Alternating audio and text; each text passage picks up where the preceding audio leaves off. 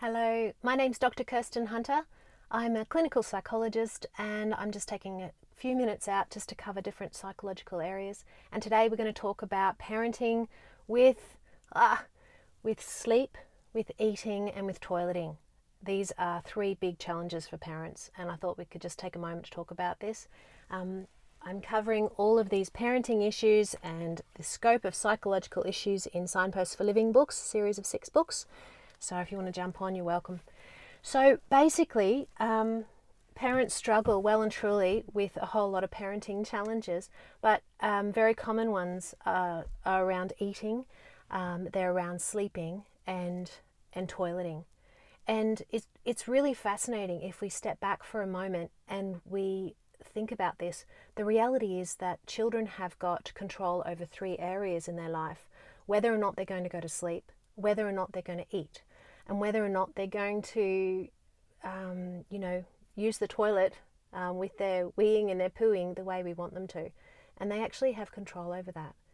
Other areas, whether or not they continue to kick, whether they continue to, speak in a way that's not okay, or we can use various parenting approaches when it comes to trying to get them to make good choices.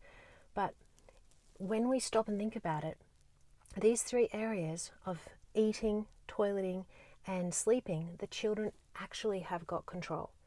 So we have to think about that when we think about how to get them to make good choices.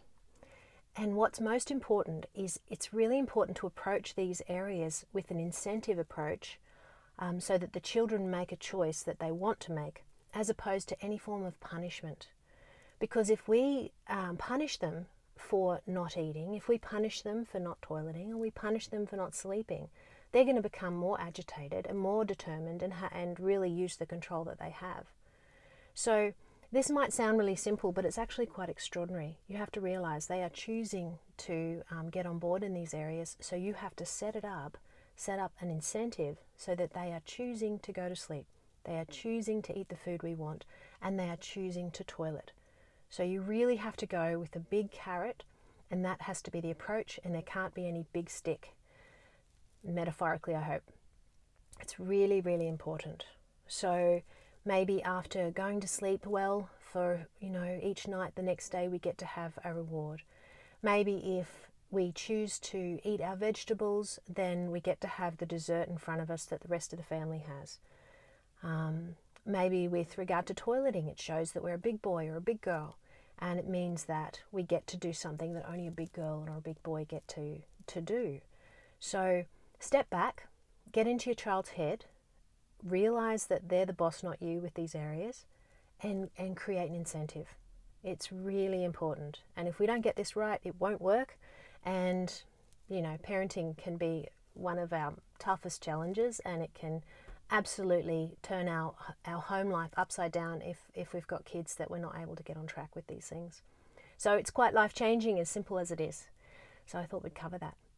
I love when people write to me and say, hey, please talk about these areas, so please jump on board if you've got anything that you'd like to kind of talk through. I'm talking about the scope of areas that we cover in psychology sessions.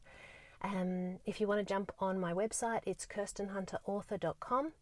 Facebook and Instagram is Kirsten Hunter Author, and Twitter is Kirsten Hunter AU.